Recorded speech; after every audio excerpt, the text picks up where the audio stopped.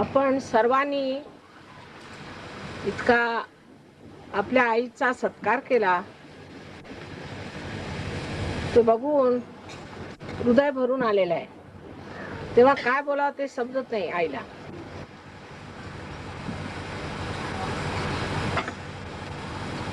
आज फार मोठी एक गोष्ट मला लक्षात आली की ज्ञानेश्वर माऊली, त्याच्यानंतर एकनाथ आदी अनेक संत साधू आपल्या महाराष्ट्रात झाले. विशेष करून ज्ञानेश्वरांनी तर पायवाट सुद्धा वाहना न घालताना चालून गेले. केवढा छळ झाला त्या. एकनाथ महाराजांनी जातपातीवरती लक्ष घातलं तर त्यांचाही छळ झाला. सर्व संतांचा छळच झाला आहे आतापर्यंत. पण मी मात्र चांगली जीप मध्ये बसून आले वर. ही प्रगती आपल्या भक्तीची आणि जाणीवेची की त्यांना कोणी ओळखलं नव्हतं, त्यांना कोणी जाणलं नव्हतं. आज ही प्रतिष्ठित मंडळी इथे बसलेली आहेत. त्यांनी एवढा सत्कार केला, त्यांचं परम भाग्य. आपण लोक संतांच्या वेळेला असता तर त्यांना एवढा त्रास झाला नसता असं मला वाटतं. हा सगळा त्रास संतांनी भोगला. आपलं रक्त या महाराष्ट्रात ओतलं ते आपल्या कल्याणासाठी, काहीतरी विषय सांगण्यासाठी. आता माझी जी स्थिती आहे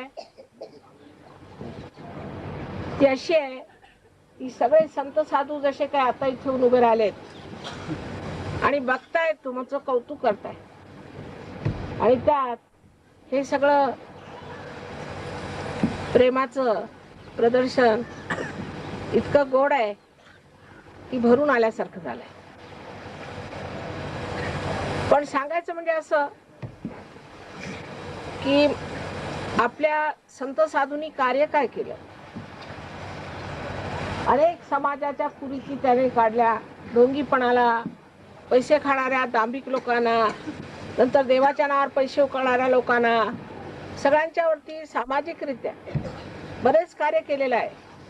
पण त्यांनी आध्यात्मिक कार्य केलं, म्हणजे आत्म्याचं कार्य केलंय. त्याची आपल्याला जाणीव असायला पाहिजे. श्री संत ज्ञानेश्वरांनी जो एक अमृतानुभव म्हणून ग्रंथ लिहिलेला आहे, त्यासारखा ग्रंथ मी अद्याप जगात पाहिलेला नाही. इतके ते मोठे होते, इतके ते महान होते आणि त्यांनी त्याच्यात अध्यात्म सांगितलं. तर आजकाल पुष्कळ लोक असं म्हणतात की अध्यात्माने गरिबी जात नाही, अध्यात्माने भौतिकता वाढत नाही. आता मी आपल्याला माहिती आहे की 56 देशामध्ये सहयोग चालू आहे, तेव्हा सर्व तऱ्हेच्या पाश्चिमात्य देशात जात असते. त्यांची भौतिक प्रगती झाली कबूल. त्यांच्याकडे सगळ्यांना मोटारी आहेत, घर आहेत, खायला प्यायला व्यवस्थित सगळं काही आहे. पण त्यांची जी दुर्दशा आहे ती आपली नाही.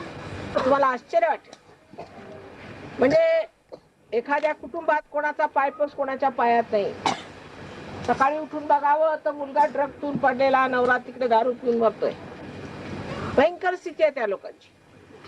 मी जर आपल्याला सांगितलं विश्वास वाटणार नाही, पण विज्ञानाने एकांगी प्रगती होते. म्हणजे काय, सगळं लक्ष पैशाकडे, पैसे सगळं काही महत्वाचं झालं. मग बायकांना चरित्र नको, पुरुषांना चरित्र नको, काही जी आपल्यासाठी मुख्य मूल्य आवश्यक आहेत, आपल्या जीवनासाठी जे मुख्य पाहिजे ते त्यांच्यात नाही. तो पाया त्यांच्यात नाहीये. नुसतं वरचं झाड वाढलेलं आहे, ते कधी पडून जाईल. कारण त्याला जर स्रोत मिळाला नाही, त्याला जर ते पाणी मिळालं नाही तर तो वृक्ष सुकूनच जाणार आहे. आणि सुकतोय.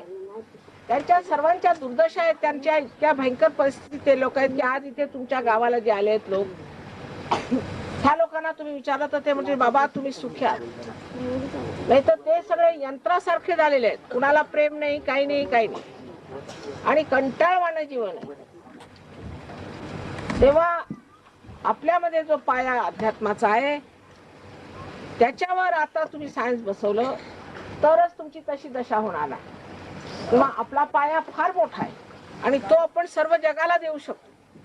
तेव्हा अध्यात्माला त्याचं पूर्ण महत्व यायला पाहिजे आणि आपण समजलं पाहिजे. पुस्तक वाचून अध्यात्म होत नाही. आता विशेष सांगायचं म्हणजे संत ज्ञानेश्वरांनी एक फार मोठी कमाल केली. कारण पूर्वी नाथपंथी लोक जे आम्ही कार्य करतोय सहयोगाचं, सगळ्यांना आम्ही जे आत्मसाक्षात्कार देतोय, ते नाथपंथी लोक पूर्वी एकाला एक शिष्य असायचा. एक गुरु तर एक शिष्य, त्याच्यावरती दुसरा शिष्य ठेवायचा. पण नाथपंथी लोकांनी ही जी प्रथा काढली आहे त्याच्यावर फक्त ज्ञानेश्वरांनी मात केली. त्यांचे ज्येष्ठ बंधू आपल्याला माहित असतील, निवृत्तीनाथ हे त्यांचे गुरु होते. आणि निवृत्तीनाथांना त्यांनी विनंती केली की कमीत कमी हे जे आपलं ज्ञान आहे, हे आपल्यामध्ये जे निहित लपलेलं ज्ञान आहे, जे गुप्त ज्ञान आहे कुंडलिनीचं, ते मला सांगू द्या, निदान जगाला सांगू द्या, एवढं तरी करू द्या. जरी तुम्हाला एकाला एक गुरु आणि एक गुरु फक्त एकालाच आत्मसाक्षात्कार देणार, ही जरी अशी परंपरा असली तरी सुद्धा मला कृपा करून एवढी तुम्ही मेहरबानी करा. आणि आपल्याला माहितीच आहे की ज्ञानेश्वरांचं आयुष्य कसं सुरू झालं. त्यांच्या आई वडिलांना आत्महत्या करायला, त्यामुळे त्यांचे गुरु पाझरले आणि त्यांनी सांगितलं बरं हे करायला हरकत नाही. म्हणून 6व्या अध्यायामध्ये त्यांच्या ज्ञानेश्वरीत त्यांनी कुंडलिनीचं वर्णन करून ठेवलेलं आहे व्यवस्थित. पण जे धर्ममार्तंड होते ते नेहमी जातात सत्याच्या विरोधात. त्यांनी सांगितलं की ही जी कुंडलिनीची व्यवस्था आहे ती आपल्याला निषिद्ध आहे, म्हणून 6वा अध्याय वाचायचाच नाही म्हणून. कारण त्यांना त्यातलं गम्य नव्हतं म्हणून ते वाचायचंच नाही. अशा प्रकारे 6वा अध्याय पूर्णपणे बंद झाला आणि लोकांना कुंडलिनी म्हणजे काय हे सुद्धा माहिती. पण जी व्यवस्था श्री ज्ञानेश्वरांनी केली ते आमच्यावर फार उपकार आहेत त्यांचे म्हटलं पाहिजे. कारण त्याच्या आधारावर आज मी बोलू शकते. त्याचाच आज साक्षात होऊ शकतो. जे त्यांनी सामूहिकतेला सांगितलं ते तुम्हाला आज मिळू शकतं सहज. थोडी मेहनत केली आम्ही म्हणा, नाही असं नाही, पण त्या सामूहिकतेची जी जागृती आहे ती प्रत्येकाने घ्यावी. कारण ही तुमच्यामध्ये तुमची स्वतःची संपत्ती आहे. कुंडलिनी ही तुमची स्वतःची संपत्ती आहे, ती कुणाची नाही. ही तुमची खरं म्हणजे आई आहे. स्वतःची एक वेगळीच आई आहे, वैयक्तिक तुमची स्वतःची वेगळी आई आहे. आणि तिला तुमच्याबद्दल सगळं माहिती आहे आणि तिला तुमच्याबद्दल अत्यंत प्रेम आहे. आणि आजकाल मला स्वतःला आश्चर्य होतं की त्या आईला एवढं प्रेमाचं भरतं आलंय किंवा हजारोनी माणसं पार होत आहेत. म्हणजे काय म्हणावं या आईची. हजारो वर्षापासून बिचारी तुमच्या आत्म्याबरोबर फिरते आहे आणि आज तिला संधी मिळाली की तुम्हा सगळ्यांना तो आत्मसाक्षात्कार मिळाला पाहिजे, तो अनुभव मिळाला पाहिजे. आता ह्याच्यात वादवाद करण्याची कोणची गोष्ट आहे मला समजत नाही. जर मी म्हटलं की इथे एक हिरा पडलाय आणि तुम्हाला फुकट मिळणार, तो ऑस्ट्रेलियाहून लोक येतील घ्यायला. पण ही जर तुमच्यामध्ये सर्व शक्ती आहे आणि ह्या शक्तीच्या द्वारे तुमच्यामध्ये असलेली जी काही शारीरिक, मानसिक, बौद्धिक विकृती असेल ती सर्व जाऊन तुम्ही अगदी एक उत्तम मनुष्य होता. पण त्याचा अर्थ असा नाही की तुम्ही संन्यास घ्यायला पाहिजे, मुळीच नाही. उलट तुम्ही इतके कार्यक्षम होता, तुमच्यामध्ये इतकी शक्ती आहे. आता माझं वय 68 वर्षाचं आहे आणि प्रत्येक 2-3 दिवशी मी प्रवास करत असते. इतकी तुम्हाला शक्ती येते त्याने. इतकंच नाही, तुमची बुद्धी इतकी तल्लख आणि तीक्ष्ण होऊन जाते की तुम्ही अनेक कार्य करू शकता. कोणत्याही क्षेत्रात तुम्ही गेले तर आश्चर्य वाटतं मला की ज्या मुलांना लोकांनी सांगितलं होतं की ही मुलं कधी पास होणार नाही, ढ आहे, त्यात फर्स्ट क्लास मध्ये कसे पास होतात. अशी ही कुंडलिनी शक्ती तुमच्यामध्ये आहे. ती 6 चक्रामधून निघून हे जे 7वं चक्र आहे, म्हणजे त्याला आपण ब्रह्मरंध्र म्हणतो, त्याच्यात भेदन करते आणि सगळीकडे व्यापलेली ही परमेश्वराची जी प्रेमाची शक्ती आहे ती आपल्याला प्राप्त होते. तर का नको. आता पुष्कळांचं म्हणणं आहे की परमेश्वरच नाही. आजकाल ही पण एक म्हणजे आपल्याकडे अशा पुष्कळ टुमा निघतात की परमेश्वरच नाहीये, देवच नाहीये. मग संत साधू सगळे खोटे होते, म्हणजे काय बोलायचं ते बोलत होते. कारण आजकाल सगळ्यांचं तोंड उघडलेलं आहे ना. पण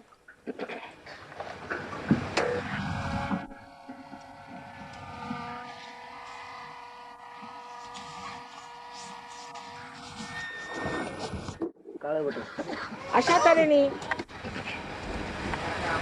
परमेश्वराबद्दल तुम्ही बंद केलं, त्यांच्यासारखं पवित्र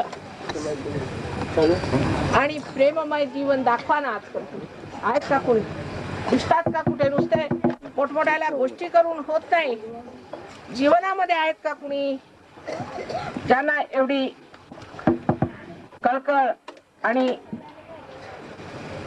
त्यांच्या मध्ये इतकी शांती होती? तेव्हा महाराष्ट्राचा वारसा हा खरोखर सहयोगाचा आहे. कारण नाथ लोकांनी ह्याच्यावर मेहनत केली आहे. त्यानंतर अर्थात नानकसाहेब, कबीरदास वगैरे अनेक लोकांनी ह्याच्यावरती भाष्य लिहिली.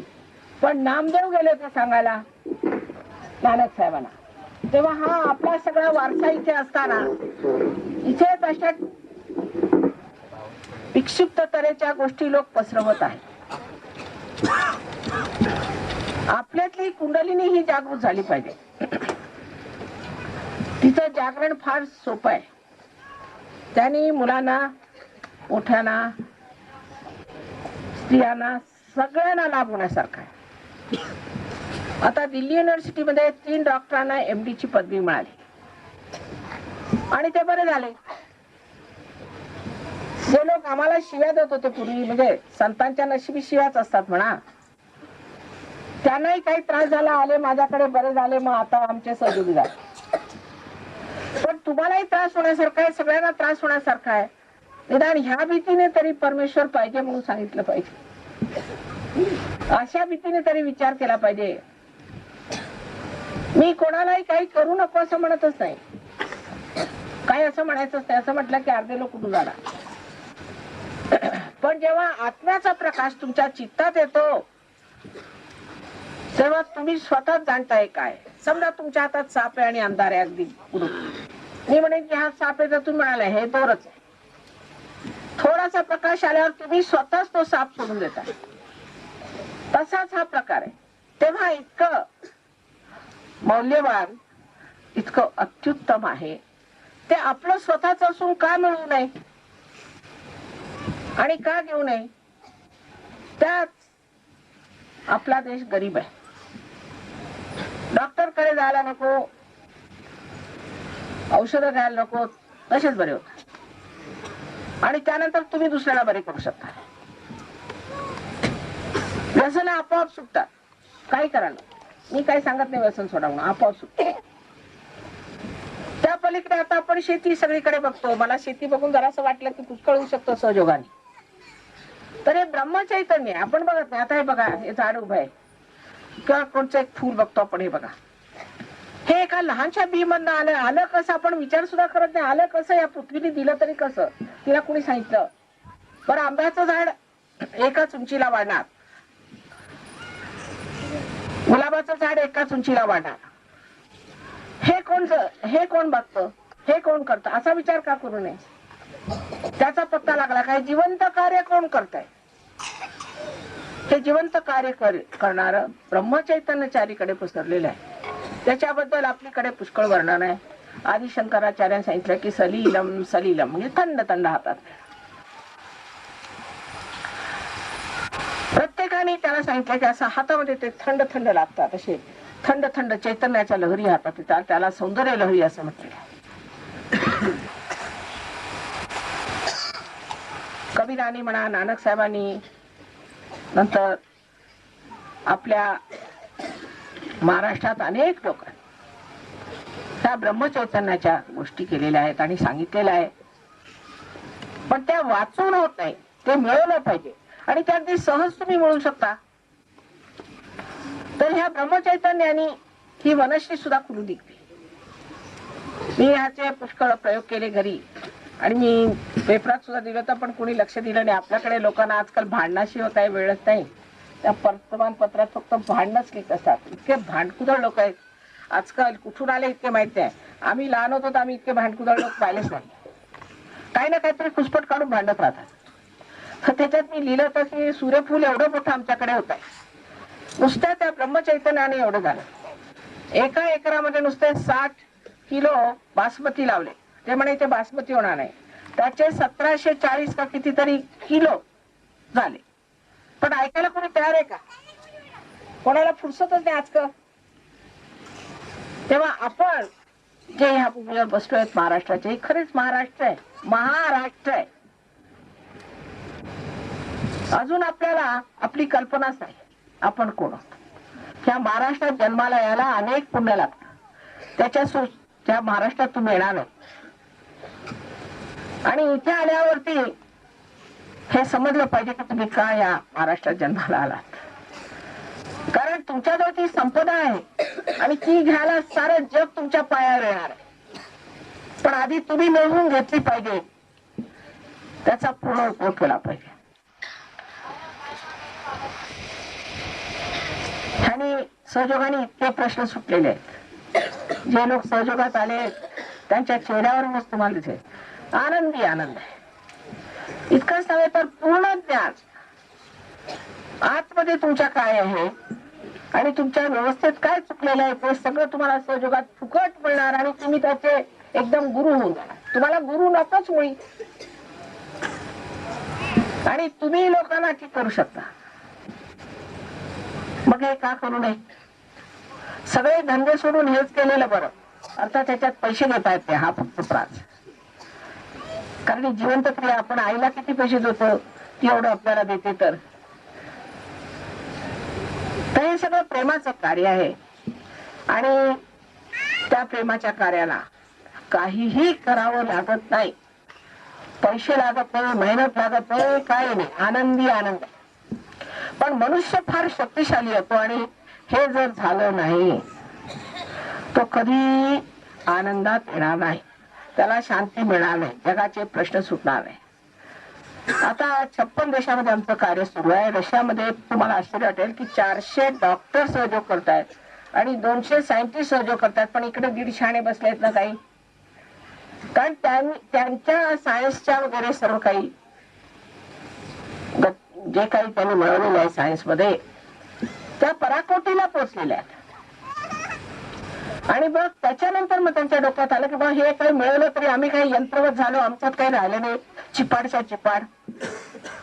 तेव्हा ते मग अध्यात्माकडे वळले आणि आपल्याला अध्यात्म म्हणजे पाळपुटत बसण्यापलीकडे काही नाही, हे चुकीचं आहे. अध्यात्म फार मोठी गोष्ट आहे आणि आपल्याला ही संपदा आहे आणि त्या मानाने आपण फार श्रीमंत आहोत आणि त्या श्रीमंतीला मिळवलं पाहिजे आणि त्यात नांदलं पाहिजे. आज आता त्या थोड्याशा वेळात मी काय काय सांगणार. फक्त मला शाळांबद्दल फार फार अगदी आतून कळकळ आहे. सर्व शाळा झाल्या पाहिजे आणि अनेक शाळांना मी असेच जे काही मला जमेल तेवढं केलेलं आहे त्यांच्यासाठी आणि मी करणार आपल्या शाळेसाठी सुद्धा आवश्यक. आता माझं शरीर आहे एक तऱ्हेचं मी जमीन वगैरे घेतलेली आहे आणि इथे मी सगळ्यांना शिकवणार आहे की कशा रीतीने तुम्ही जमीन उपजवू शकता. इतकंच नव्हे पण इतर अशा गोष्टी आपण काढू शकतो की ज्याच्यात आपल्याला बरेच जास्त पैसे मिळतील. नुसती ज्वारी काढत बसायची नाही, तेही प्रयत्न मी करत आहे आणि असं जर काही जमलं तर इतकी परिस्थिती ठीक होईल. पण अध्यात्मावरती आधी आपला पाया बांधून मग हे करायचं. नाही तर पैसे कुणाला 100 रुपये दिल्यावर तो एकदम दारूच्या गुत्त्यातच जातो. माणसाचं डोकंच उलट आहे. म्हणून त्या पैशाला समजण्यासाठी आधी अध्यात्माचा पाया पाहिजे, मग त्याच्यावर वाटेल ते करा. तरी मनुष्य कधी बिघडणार आहे आणि नेहमी आनंदाच्या सागरातच पोहत राहणार. आता तुमच्या गावाला फार दूरदूरचे लोक आलेत आणि अमेरिकन लोक आलेले आहेत, इंग्लंडहून लोक आलेत. आता इंग्लिश लोक आपल्यावर राज्य करत होते, आता त्यांची स्थिती बघा काय बिचाऱ्यांची. ते तुमच्या चरणी आले आणि त्यांचं असं मत आहे की तुम्ही फार उच्च प्रतीचे लोक आहात जे भारतात जन्माला आला. आणि ह्या भारतात जन्माला आला, त्यात महाराष्ट्रात जन्माला आला हे आणखी विशेष, कारण सर्व विश्वाची कुंडलिनी तुमच्या महाराष्ट्रात आहे. तर त्यांच्या मते तुम्ही म्हणजे काहीतरी विशेष ते आपण करून दाखवू शकतो, आपल्यामध्ये ती शक्ती आहे. तेव्हा सगळ्यांना ही विनंती आहे की 10 मिनिटांमध्ये सुद्धा हा कार्यक्रम होऊ शकतो, तर तो तुम्ही स्वीकारावा. ते बरं होईल आणि मुलांनाही बरं वाटेल, सगळ्यांना बरं वाटेल, सगळीकडे शांती वाटेल आणि मनुष्यामध्ये जी अर्धवट स्थिती ती जाऊ पूर्णत्वाला, हे अगदी फुकट सहज आहे. त्यात पैशाची किंवा कोणत्याही मेहनतीची जरूरत नाही. आतल्या संत साधूंनी कुणाकडनं पैसे घेतले होते का? कुणी घेतले होते का पैसे? अहो, त्यांच्या पायात वाणा सुद्धा नव्हत्या. आता म्हणा तुम्ही त्यांच्या पालख्या काढा, नाही तर काय करा, त्यांच्या पायात वाणा सुद्धा नव्हत्या. असे आपले संत साधू झाले आणि काय लिहून गेले आहेत पा. ते सूक्ष्म अनुभवाचे क्षण जे त्यांनी टिपून ठेवले आहेत, त्यातल्या 2 ओळी तरी ह्या शहाण्याला लिहिता येतात का? बोलायला लागलेत की ज्ञानेश्वरांची ती समाधी उकरून काढणार. बाह्य गोष्टींमध्ये धर्म आपल्या आतमध्ये येतो. एकदा जागृत झाला मग त्याच्या शक्तीला बघा.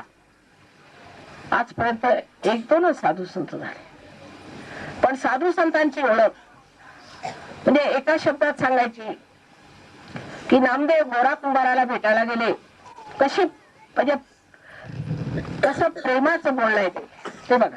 नाही तर आपल्याकडे 2 भेटले की ते कुत्र्यासारखे भुंकायला लागतात, पण हे 2 आत्मसाक्षात्कारी फार मोठाले संत.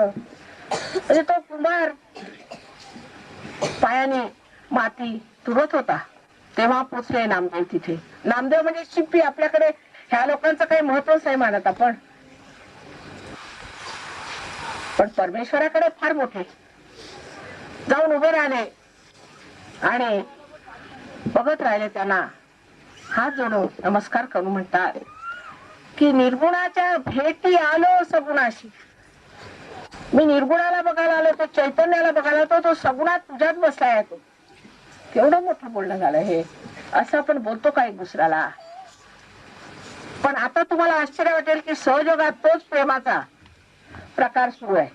मी रस्त्यात बघत होते की सगळ्या फॉरेनर सुद्धा मिठ्या मारून मारून सगळ्यांशी बोलत होते. सगळ्या जगाला आपल्याला एकीकरणात आणायचंय.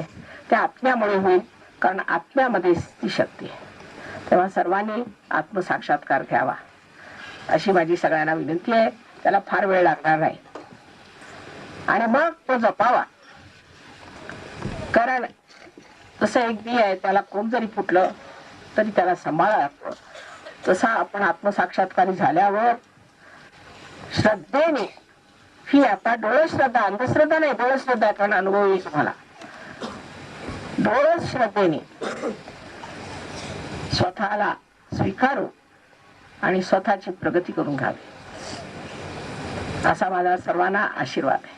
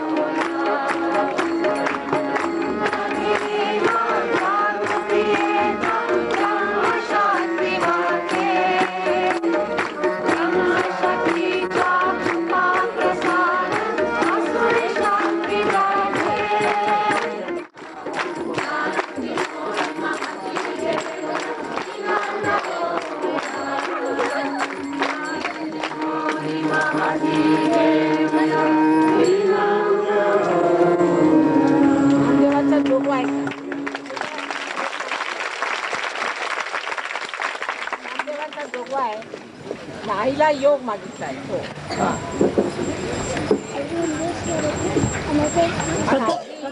हे तुमच्या कोल्हापूरच्या ते काय असतात आपले राहणारे त्यांच्यापासून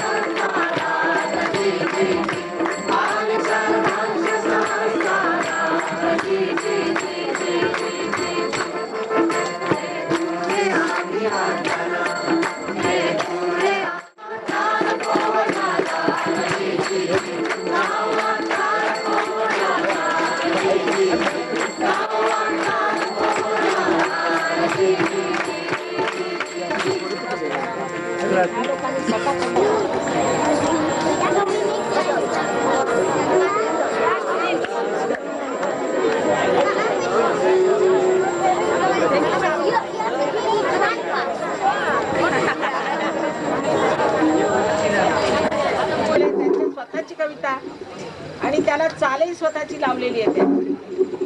कळलं का सगळ्यांना?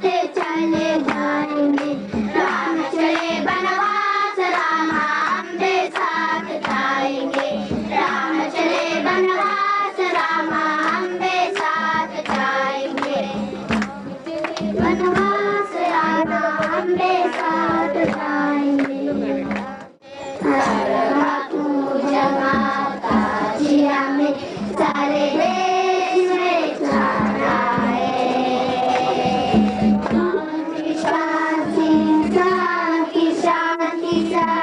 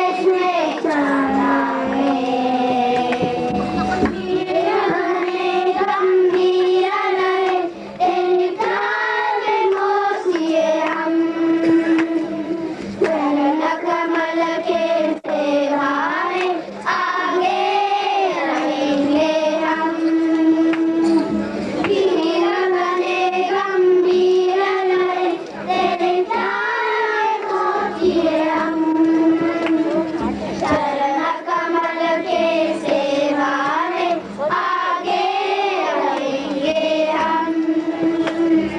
शांति शांति शांति शांति सहयोग में पाना है, धर्म पूजना सारे देश में जाना है। और से मधुर अपनी आवाज हो, सारा मिलकर कहेंगे हम श्री आदि शक्ति की जय हो। और से मधुर अपनी आवाज हो, सारा मिलकर कहेंगे हम श्री आदि शक्ति की जय हो।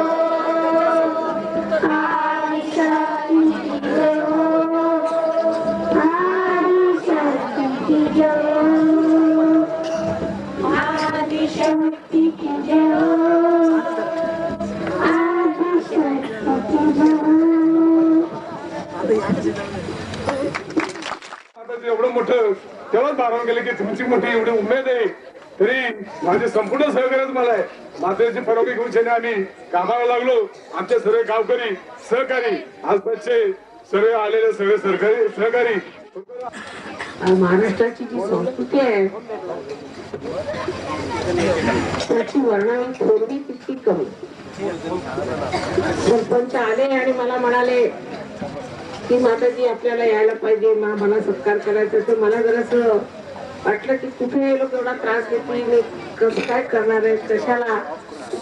पण ते फारच म्हणायला लागल्यावरती मग माझी मुलगी पण होती, ती म्हणाली आता ते म्हणतात तर तुम्ही ऐकून घ्या. म्हटलं ते लोक आता कुठून त्या सगळ्या व्यवस्था करतील, माहिती कसं होईल. मला आज दुसरी सामने लाईट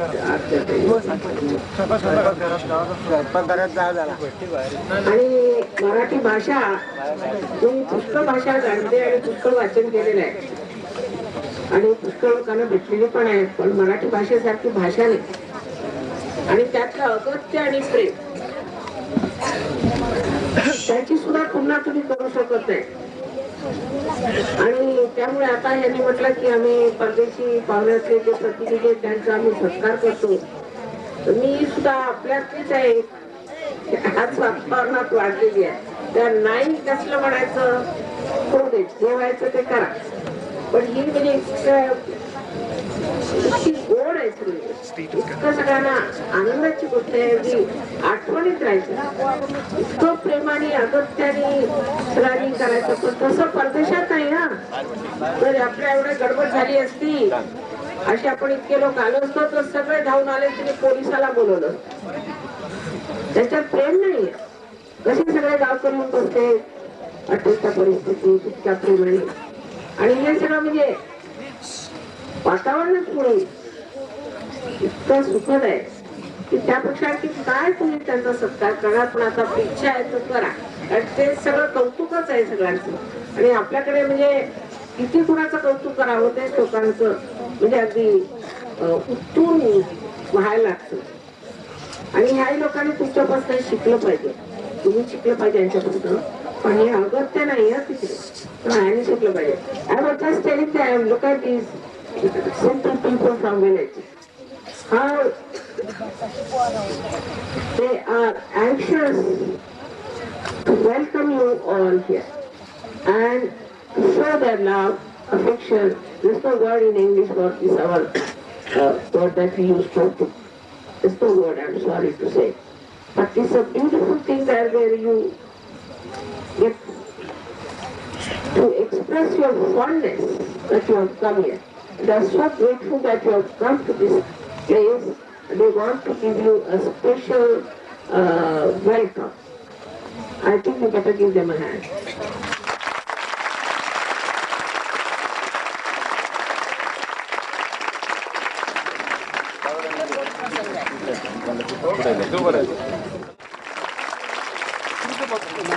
From there.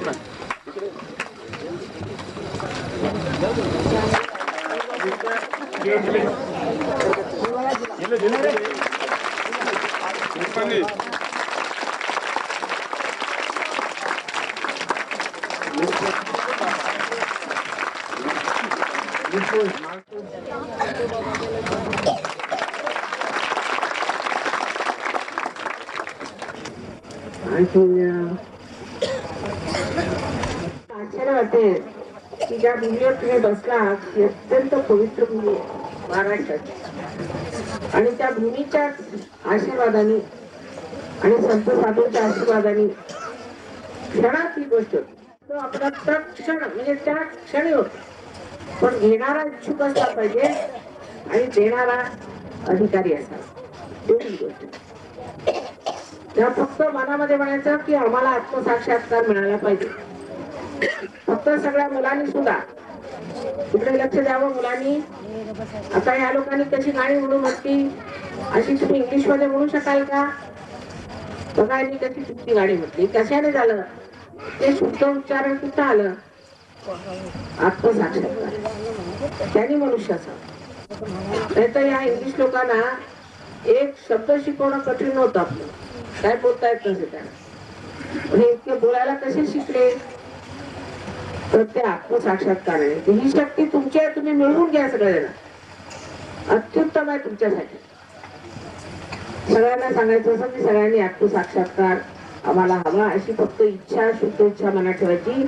कारण पुढे शुद्ध इच्छा. बाकी सगळ्या इच्छा कशा अशुद्ध आहेत. आज आपल्याला वाटतं की आपल्याला जमीन असावी.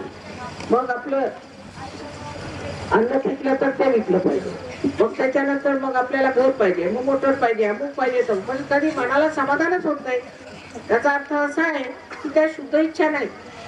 शुद्ध इच्छा एकच आहे की त्या परमेश्वरी शक्ती बरोबर आपला योग गती झाला पाहिजे. एकाकारिता ही खरी शुद्ध इच्छा. पण ती आपल्याला माहित नाही ती खरी शुद्ध इच्छा आहे. आणि त्याच्यानंतर मग मनुष्य देऊच लागतो. मग देण्याचं कार्य घडतं आणि सर्व तऱ्हेने लक्ष्मी सरस्वती आपल्याला प्रसन्न हे होतं की नाही ते बघा. शास्त्रातल्या गोष्टी पुष्कळ असतात. पुराणातल्या मागणी पुराणात सहयोगात त्याचं म्हणजे सिद्ध करून दाखवतात. सिद्ध होईल. मला आश्चर्य वाटेल की तुम्ही कोणत्या फळाला पोहोचला. तेव्हा लक्षात ठेवा की तुम्ही काही सर्वसाधारण लोक नाही. जसं एखाद्या टेलिव्हिजनला आणलं आणि सांगितलं की बा ह्याच्यामध्ये पुष्कळ तुम्ही चित्र वगैरे बघाल तर एखादा गावातला मनुष्य म्हणेल द्या काय सांगता तुम्ही असं कसं शक्य. ते नुसतं एक डबडं आहे त्याच्यात काय होणार. पण त्या डबड्याला जेव्हा तुम्ही मेन्सला लावलं त्याचा जेव्हा तुम्ही योग काढला तेव्हा त्याच्यात कळतं ते काय. तसंच जे आपल्याला आपल्याबद्दल काही कल्पना नाही आपण आपल्याला काही विशेष समजत नाही हे किती महत्वाचं आहे हे एकदा हा योग गती झाल्यावर लक्षात येईल आपल्या. पण ते वापरलं पाहिजे जपलं पाहिजे. बरं आता आपण करूया. एक 5 मिनिटाची गोष्ट आहे. पहिल्यांदा सगळ्यांनी डोळे मिटायचे आणि टोप्यातला काम ठेवा. कारण ब्रह्मानंद छेदायचं आहे आणि आईसमोर काय आपण टोपा घालून बसत नाही. अगदी शांत बसायचं. फक्त दोन्ही हात असे करायचे आणि डोळे मिटा.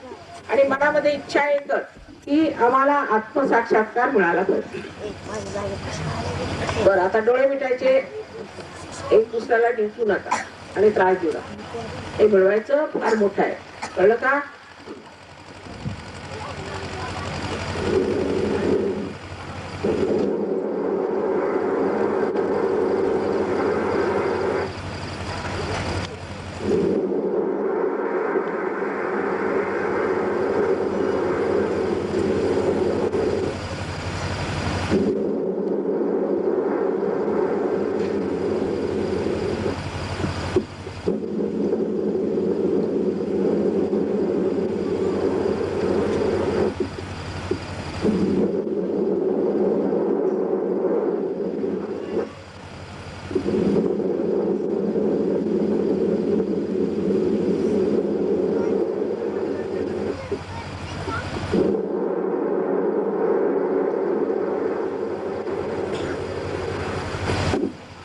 डोळे मिटूनच राहा.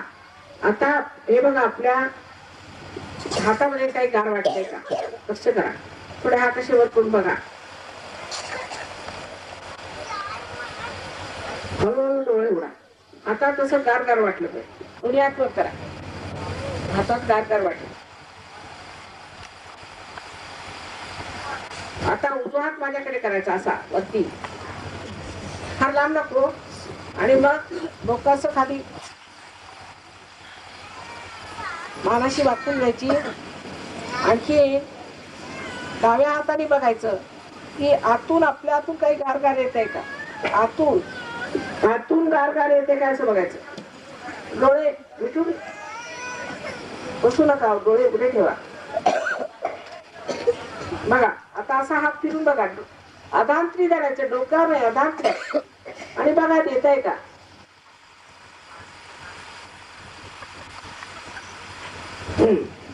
आता डावा हात माझ्याकडे करा व्यवस्थित. परत मान वाकून असं डोकं खाली करून घ्यायचं. आणि उजव्या हाताने बघा की गारगार येत आहे का डोक्यातून तुमचं. कुणाकुणाला गरम येईल, लिव्हरचा त्रास असला तरी सुद्धा गरम येतं, काय हरकत नाही, ते स्वच्छ होऊ शकतं. बघा गारगार येत आहे का. शंका नाही करायची. हा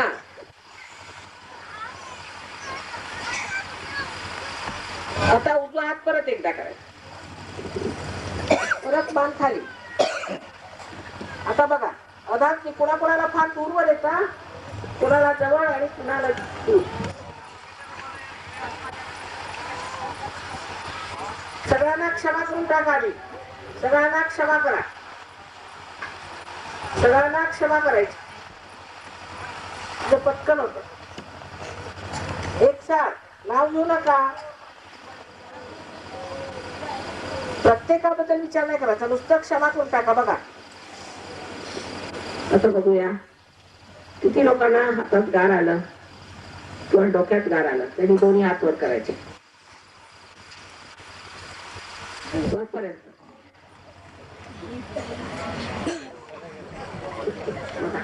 हे आहे ना महाराष्ट्राची किमया. नाहीतर बाहेर मला एक एक तास मध्ये हात सोडायला लागतात. कमाल आहे.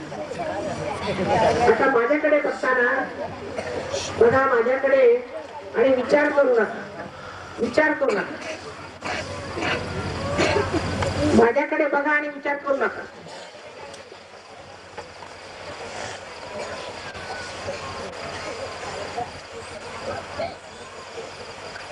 ही निर्विचार समाधी झाली.